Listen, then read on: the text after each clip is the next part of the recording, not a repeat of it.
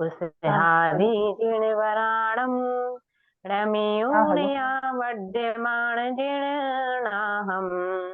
धम्मदंसन विन्दाणम् वोढामि पायेवागर्णम् वोछामि पायेवागर्णम्। आज हम सभी लोग प्राकृत भाषा की व्याकरण सिद्धहम शब्दानुशासन की कक्षा में उपस्थित हुए हैं। पूर्व की कक्षाओं में हम इस व्याकरण के 5 सूत्रों को पढ़ चुके हैं। 6वें नंबर का सूत्र आपके समक्ष बोर्ड पर लिखा हुआ है, ना युवर्णस्यास्वे। अर्थात इस सूत्र का कहना है कि यदि ई वर्ण या उ वर्ण अर्थात ई और उ स्वर आए, उसके बाद कोई विजातीय स्वर आए, तो उनमें आपस में संधि नहीं होती है, कहीं विकल्प से होती भी है। अर्थात विजातीय स्वर आने के लिए ये नियम रखा है। तो यहाँ हमने कुछ उदाहरण पिछली कक्षा में समझे थे, जिनके अंतर्गत संधि होने पर क्या शब्द बनता है और संधि ना होने पर कैसे बनाया जाता है, ये सब हमने समझ लिया था। कुछ उदाहरण, एक दो उदाहरण हमने आपको होमवर्क के रूप में दिए थे, शायद आप लोगों ने अभ्यास करके बनाए होंगे, और यदि बनाए हैं तो बहुत अच्छी बात है। हमें भी खुशी होगी कि आप लोग प्राकृत की कक्षा में अभ्यास कर रहे हैं प्रतिदिन। और यदि नहीं बनाए हैं तो यहाँ पर हम कुछ शब्दों को पुनः देख लेंगे। अर्थात 2 शब्द तो हमने दिए ही थे, वंदामी आर्यवैरम, जिसका प्राकृत बनता है वंदामी अज्यवैरम, और एक और शब्द था धनुजेंद्र रुधिर लिप्ता, उसका प्राकृत बनता है दणु इंद्र रुहिर लिप्तो। ये शब्द बनाने में यदि आपको कहीं कोई परेशानी आई हो, कोई सूत्र आपसे नहीं बना हो, तो आप लोग उसको पूछ सकते हैं, और यदि वह आसानी से बन चुके हैं तब तो हम आगे बढ़ते हैं। ठीक है, तो आप लोगों ने अच्छे से बनाया। कोई इसमें सूत्र कुछ पूछना है इन दोनों शब्दों में तो उसको अपन लें, और नहीं तो फिर आगे बढ़ते हैं।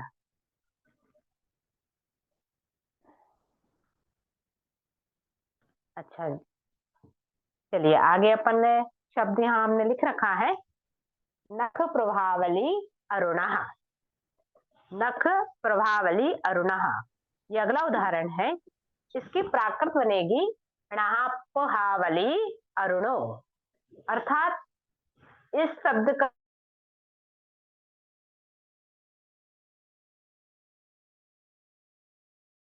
किया जाता है, सबसे पहले हमें विभक्ति हटानी होती है।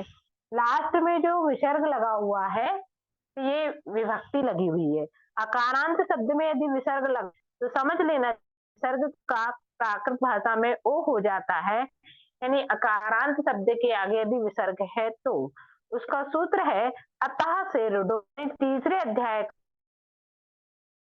से रुडो, जिस सूत्र के माध्यम से हमारा जो पुल्लिंग का सी प्रत्यय है वह ओ हो जाता है। पुल्लिंग का सी प्रत्यय का ओ हो जाता है। सूत्र नंबर 3/2, और सूत्र है अतः से रुडो। पिछले शब्दों में अपन इसका उपयोग कर चुके हैं, इसलिए हमने सूत्र यहाँ पर आपको पुनः नहीं लिखा है। ठीक है, इस शब्द से हम अंतिम में अरुण को क्या चेंज किया, ये हो गया अरुणो। आगे का नहीं लिखा है, ये इसके अरुण शब्द के जो पीछे लिखा है उसको नहीं लिखा, अभी सिर्फ इसको देख रहे हैं, अरुणो। इतना हमारा प्राकृत में आ गया। विभक्ति अकेली हटाने से प्राकृत का अरुणो शब्द आ गया, क्योंकि अरुण शब्द जो है वो प्राकृत का ही शब्द है, लेकिन यहाँ विसर्ग के साथ लिखा था, इसलिए वो संस्कृत में बन गया था अरुणः। और यदि उसमें ओ लग गया तो वो प्राकृत का हो गया, यानी विभक्ति जो है वो प्राकृत की लग गई, अर्थात अरुणो हो गई। इस तरह से ये अरुणो शब्द बन गया। अब प्रभावली शब्द को देखते हैं। प्रभावली, यहाँ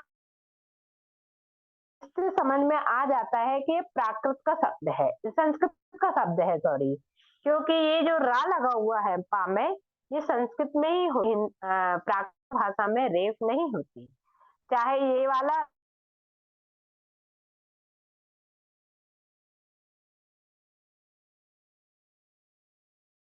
भी वो प्राकृत में नहीं होते, उनके हमेशा लोप होता है।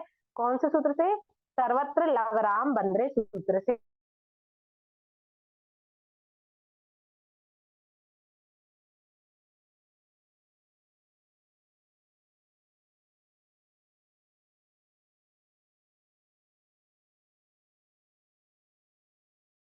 तो सहित है, इसलिए संस्कृत का माना है। और प्राकृत में विसर्ग का ओ हो जाता है, इसलिए अरुणो बना। उसके बाद जो प्रभावली शब्द है इसको लिखा। प्रभावली में जो प्रा लिखा हुआ है ये संयुक्त अक्षर है, पा और रा से मिलकर के बना है, और रे प्राकृत में नहीं होती, अर्थात इसका लोप करना रहेगा, और जिसके साथ ये संयुक्त है उस अक्षर का द्वित्व होगा। तो हमने ये सूत्र लगाया 2/79, अर्थात इससे रेफ का लोप किया, सर्वत्र लवराम बना, उसको द्वित्व करेंगे। अब ये चीज याद रखेंगे, स्वयं सूत्र ये कहता है अनादि शब्द लोप तो 2/79 से कर दिया, 2/89 सूत्र से डबल कर देंगे, द्वित्व कर देंगे पा को। पा जो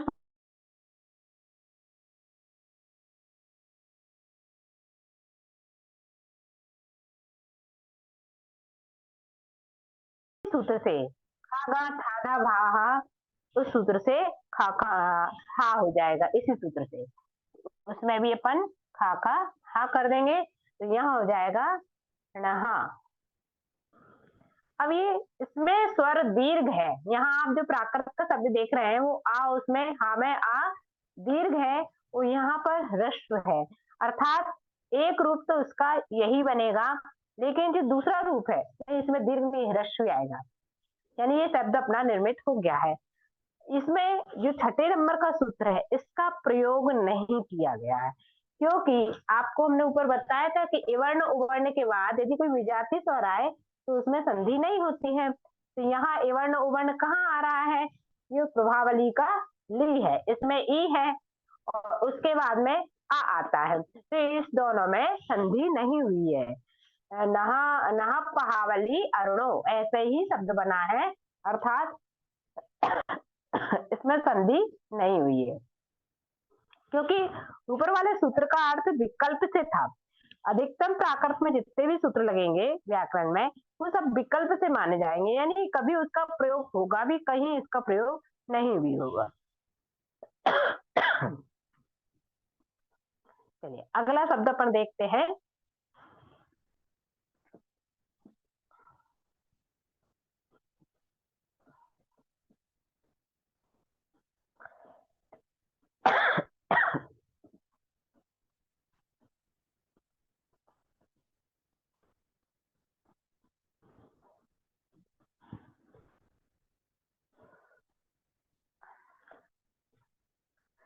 अगला शब्द है संध्या बधु उपगूढ़ो।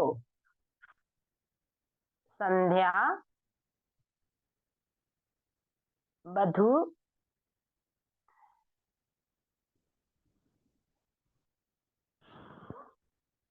उपगूढ़ो,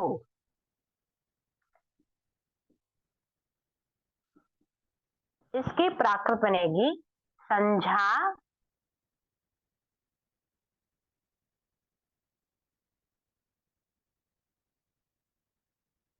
संझा बहु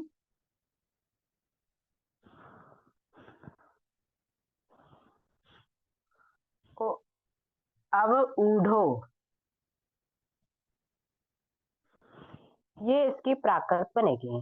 अब इसको बनाने में कौन कौन से सूत्र लगेंगे? तो सबसे पहले विसर्ग को अपन हटाएंगे, यानी विभक्ति हटाएंगे, तो जो इससे पहले वाले शब्द में अपन ने लगाया था वही सूत्र का प्रयोग किया जाएगा।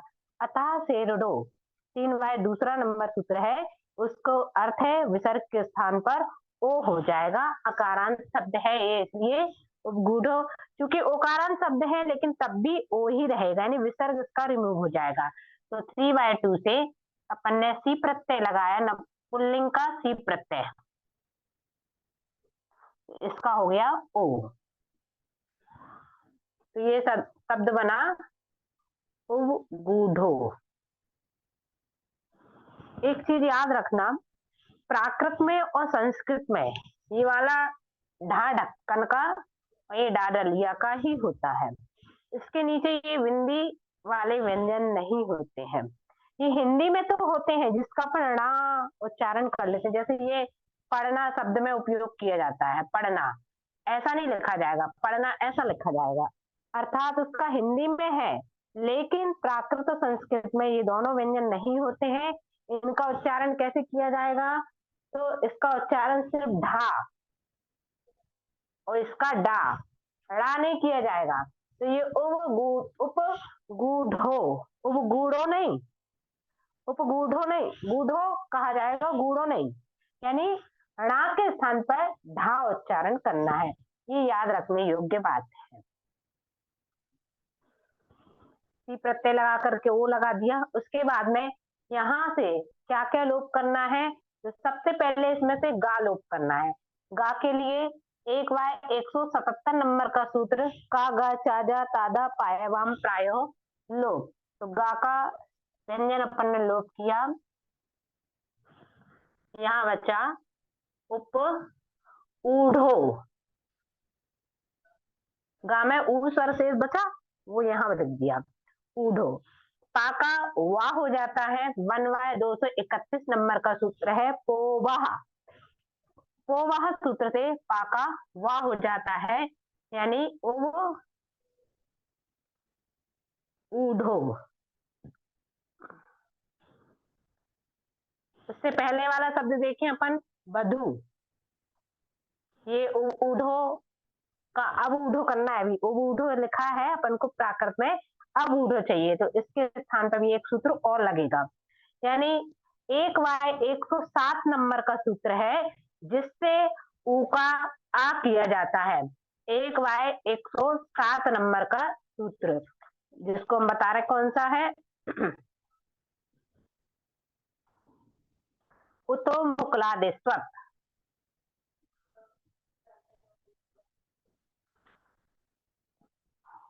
उतो मुकुलादिस्वत।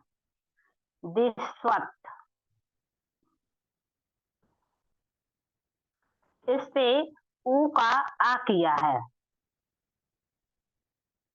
ऊ का आ, अर्थात यहाँ क्या हो गया? अब ऊढ़ो, अब ऊढ़ो। फिर अब बधू शब्द लिया अपन ने, इसमें क्या हो जाएगा? धा का हा, खा घा था धा भाम, अर्थात 1/187 से धा का हा कर दिया। वही पहला शब्द लिया संध्या, इसकी प्राकृत बनाएंगे। इसमें 3 संयुक्त अक्षर हैं, आप देख रहे हैं, आधा ना, आधा धा और या। प्राकृत में जो भी संयुक्त अक्षर आएंगे वो एक ही वर्ग के आएंगे। यहाँ संस्कृत में अलग अलग वर्ग के संयुक्त अक्षर एक साथ कई आ सकते हैं, एक से अधिक भी आ सकते हैं। तो यहाँ देखिए आप 3 है, 2 के साथ तो संयुक्त बनता ही है, लेकिन यहाँ 3 आ गए। तो अब इन तीनों को अपन को एक वर्ग का बनाना है, अर्थात जो आधा ना है उसका अपन अनुस्वार करेंगे, और आधा धा और या ये संयुक्त व्यंजन है, इसके स्थान पर दूसरा व्यंजन को आदेश करेंगे। अर्थात 2/26 नंबर, 2/26 नंबर का सूत्र है साध्वस धै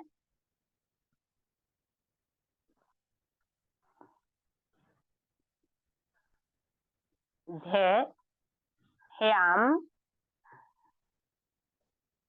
झ। आधा धावा, आधा धाया, आधा हाया, इन सब का झ आदेश हो जाता है। हमारे शब्द में धा और या है संयुक्त, तो धा और या के स्थान पर झ आदेश हो जाएगा। तो इसके स्थान पर हुआ संझा। अब जो ना है आधा, उसका हम अनुस्वार करेंगे कौन से नंबर के सूत्र से? तो 1/25 नंबर का सूत्र है गा या णा नो व्यंजने।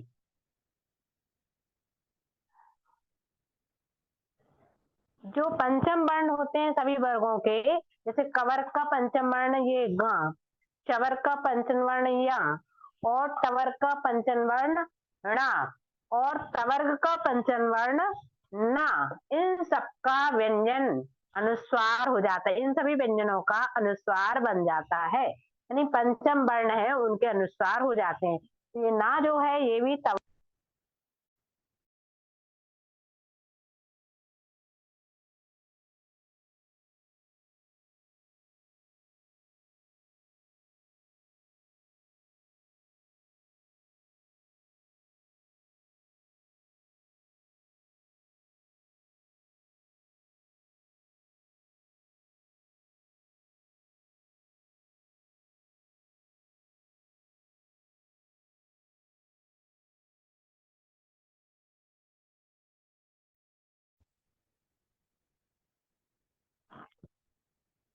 हाँ, ये शब्द अपना बना संध्या का संध्या। एक बार पुनः आप पूरे सूत्रों को देख लें। सबसे पहले हमने सी विभक्ति का प्रत्यय लगाया, जो पुल्लिंग शब्द है उसका सी विभक्ति का प्रत्यय लगाने में ओ लगेगा। तो उपगूढ़ो शब्द के बाद में जो विसर्ग लगा है इसको रिमूव करके यहाँ ओ पहले से ही था, इसलिए अलग से ओ लगाने की जरूरत नहीं है, तो उपगूढ़ो शब्द बना। फिर उसके बाद में इसमें से गा का लोप किया, कागा चाजा ताजा पायावाम प्रायो लोप से गा का लोप किया तो यहाँ ऊ स्वर शेष बचा। उसके बाद पोवाह सूत्र से पाका वा किया, पा के स्थान पे वा। फिर उतो मुकलादिश्वत इस सूत्र से ऊ के स्थान पर आ आदेश किया, यहाँ इस ऊ का आ आदेश हो गया। फिर इस धा के स्थान पे हा आदेश करने के लिए सूत्र है खागा थाधा भाम, यानी धा का हा हो जाएगा, तो ये बहु शब्द बना।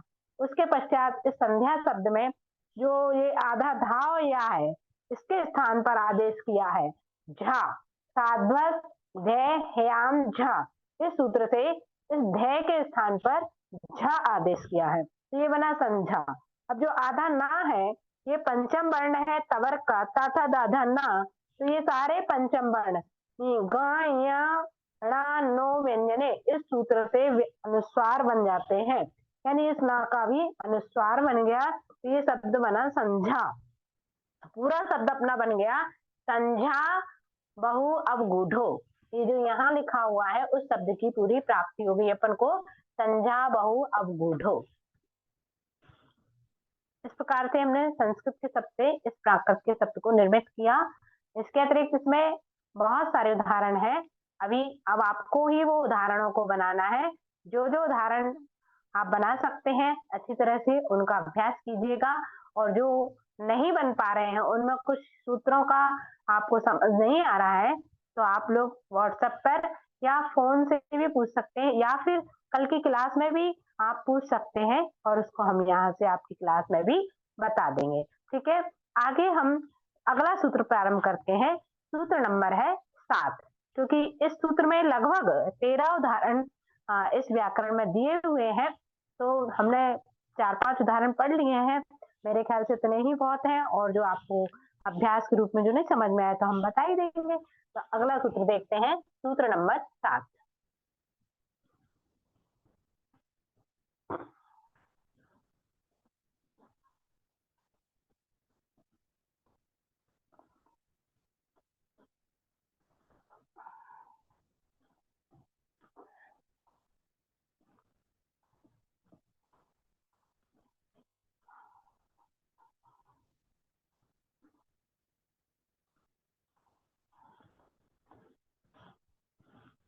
सूत्र नंबर 7 है ए दो तो स्वरे, इसको मिटा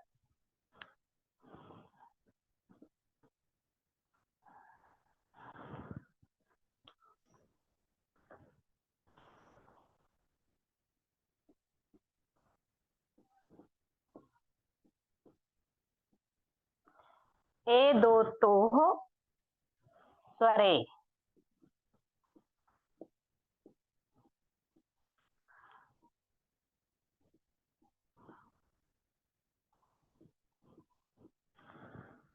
ये सूत्र नंबर डाला है, क्यों सूत्र इतना बड़ा क्यों डाला नंबर, तो आप लोगों को पता है इस संस्कृत व्याकरण में 8 अध्याय हैं टोटल। उन 8 अध्यायों में से 7 अध्याय संस्कृत व्याकरण के लिखे गए हैं इस प्राकृत व्याकरण की पुस्तक में, और 8वां अध्याय प्राकृत व्याकरण, यानी जो हेमचंद सूरी हुए हैं आचार्य, उन्होंने पहले संस्कृत भाषा की व्याकरण लिखी है, उसके पश्चात प्राकृत की व्याकरण लिखी है। तो इसलिए ये 8वां अध्याय, ये 8 नंबर, उसमें 8वें अध्याय में 4 पाद हैं, तो इसलिए ये पहला पाद, और उसका ये 7वें नंबर का सूत्र है, इसलिए ये 07। 8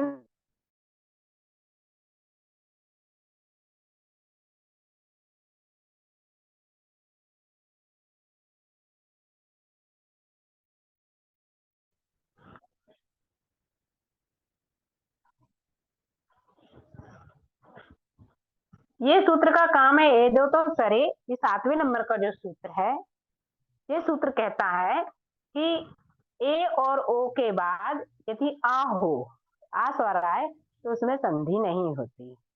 कौन कौन सा? ए और ओ, इन सूत्रों के बाद, इन शब्दों के बाद में ए और ओ। ए दो तो, यानी ए से निकला ए और ओ तो से निकला ओ, ए और ओ स्वर के बाद में यदि आ स्वर आए तो संधि नहीं होती। इन दोनों के बाद, ए के बाद आए या ओ के बाद आए, तो संधि नहीं होती। इस सूत्र ने ऐसा काम किया है, यानी ए प्लस आ संधि नहीं होगी, ओ प्लस आ तो संधि नहीं होगी, और कोई दूसरा स्वर आएगा तो उसमें संधि हो सकती है। इस सूत्र के माध्यम से इसमें संधि नहीं होगी। जैसे उदाहरण दिया बधु काया, बधु काया, इसका प्राकृत बनेगा बहु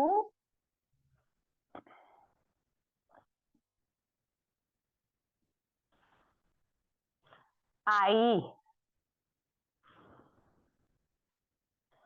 बहु आई।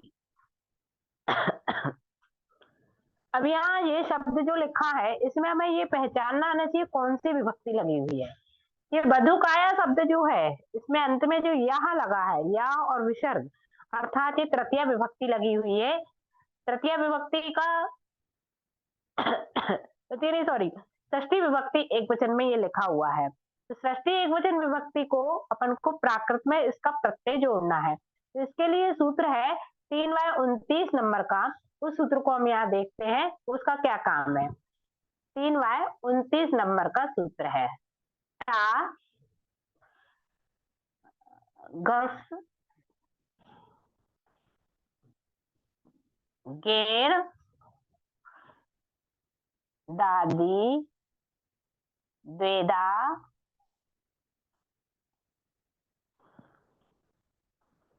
तू घसे।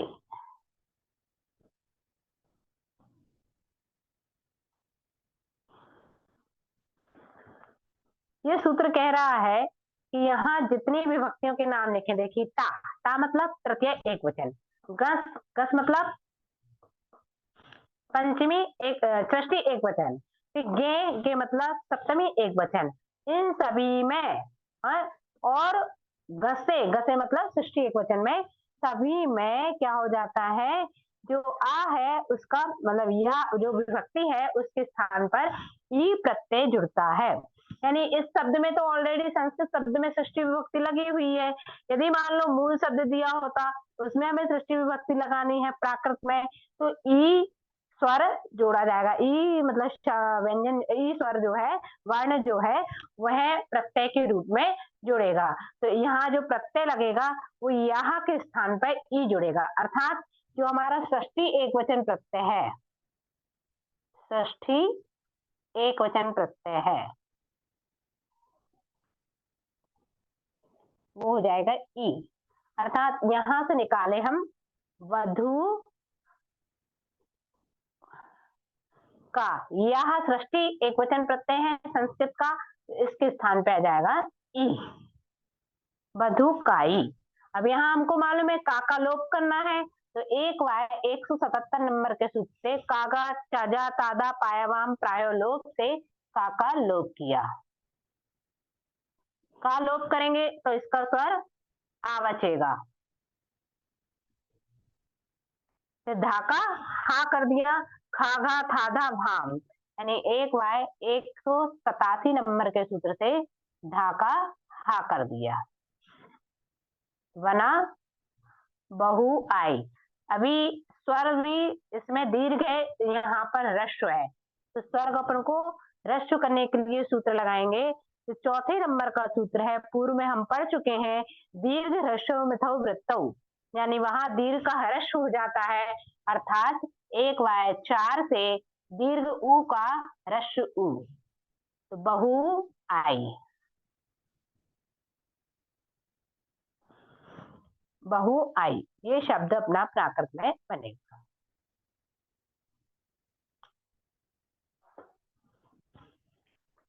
पुनः एक बार देख लें इस सूत्र को। 3/29 नंबर का टा गस गेर दादी द्वेदा तू घसे, इससे हमने षष्ठी एकवचन का ई प्रत्यय लगाया है, तो बधुकाई बना। फिर 1/177 नंबर के सूत्र से हमने काका लोप किया, जिससे आ शेष बचा, उसमें स्वर जो जुड़ा हुआ था, और धाका हा किया खागा था भाम सूत्र से, और दीर्घ वृत्तो दीर्घ ह्रस्व मिथो वृत्तो इस सूत्र से ये ऊ का ह्रस्व ऊ कर दिया है, तो ये बन गया बहु आई। अगला उदाहरण देखते हैं हम।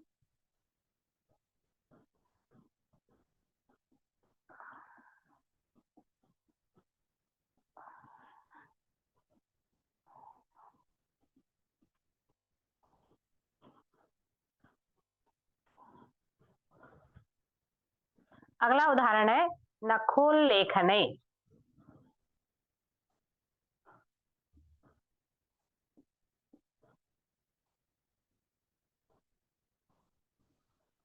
नखोल लेखने, इसकी प्राकृत बनेगी नहु नहु नहुल ले हड़े, नहुल्ली हड़े, ये इसकी प्राकृत बनेगी।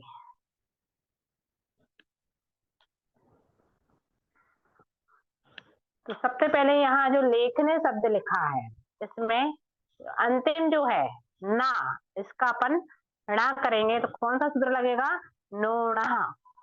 नोणा सूत्र से ना का णा हो जाएगा। सूत्र नंबर है 1/228 नंबर का सूत्र है, ना का णा हो जाता है। नखोल लेखने, लेखने हो जाएगा।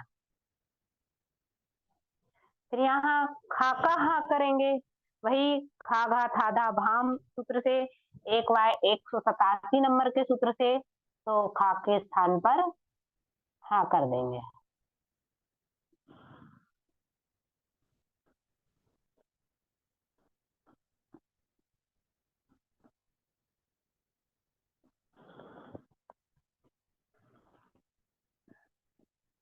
इसमें दोनों खा के स्थान पे हा कर देंगे, पहला भी और बाद का भी, दो खा है इसलिए दोनों के स्थान पे अपन हा कर देंगे। नहोल लेहड़े, इतना आ गया। अब आप देख रहे हैं कि हमारे शब्द में यहाँ पर लाप है, ए स्वर की मात्रा है, और जो प्राकृत का अपन को निष्पत्ति रूप दिया हुआ है उसमें ई स्वर है, ए के स्थान पर ई स्वर होना चाहिए। तो इसके लिए अपन सूत्र लगाएंगे 1/146 नंबर का सूत्र है, जिससे ए के स्थान पर ई हो जाता है। तो उस सूत्र को लिखेंगे अपन 1/146 नंबर का सूत्र है, एथ इद्वा वेदना चपेटा देवर केसरे। इस सूत्र से ए के स्थान पर ई आदेश किया है। एतदिद्वा वेदना चपेटा देवर केसरे, इससे ए के स्थान पर ई आदेश किया, यानी ए कौन सा, जो बीच में लेखन के शब्द के आ रहा है, लेखने शब्द पे आ रहा है, अंतिम वाला नहीं। अभी अपन इस तरफ से चल रहे हैं इसलिए अंतिम वाला नहीं, आदि वाला, क्योंकि प्रारंभ में ही अपन ने जितने सूत्र पढ़े हैं वो सब आदि में जो भी काम करना है वो आदि वाले से करेंगे। यानी इससे पहले तो कहीं भी ए आ नहीं रहा है, तो आदि का ए तो यही कहलाएगा, तो इसलिए ए के स्थान पर ई हो जाएगा। तो नहो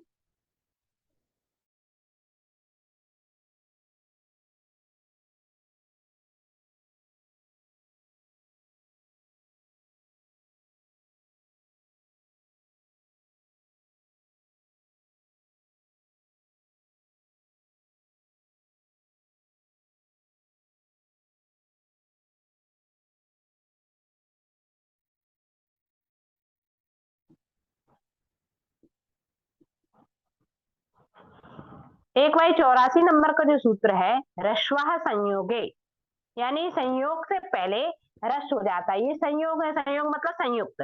संयुक्त से पहले ह्रस्व होना चाहिए। जो ओ स्वर है वो दीर्घ कहलाता है, तो दीर्घ ओ का ह्रस्व उ कहलाता है। और यदि ए आता है तो ए का ह्रस्व ई कहलाता है। तो इसलिए ओ के स्थान पर उ आदेश इस 1/84 नंबर के सूत्र से किया, तो यहाँ बन गया नहुल लेहणे। अब आपका एक प्रश्न हो सकता है कि पहले नंबर के नाकाणा क्यों नहीं किया? अंतिम नंबर के नाकाणा तो आपने कर दिया है, लेकिन पहले नंबर के नाकाणा क्यों नहीं किया? जो भी व्यंजन परिवर्तन या व्यंजन आदेश के सूत्र हैं, उन सभी सूत्रों में ये कहा गया है कि वो आदि नहीं होना चाहिए।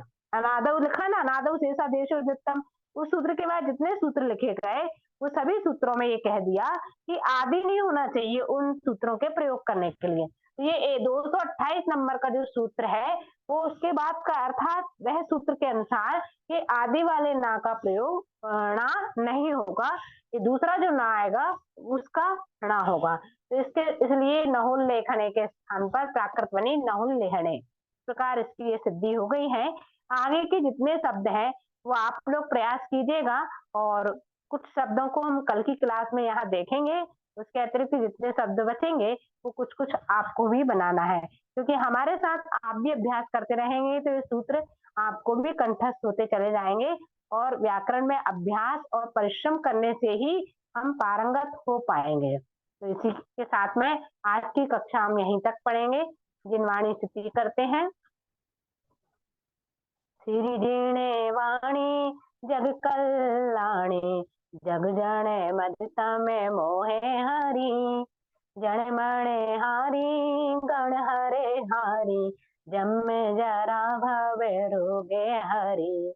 तीर्थयाराणम दिव्य धूणिम जो पढ़ई सुनई मये धरे, राणम सुखे मणंतम धरिये, सासदे मुखे पदम पावई, सासदे मुखे पदम पावई। नमो जनानम।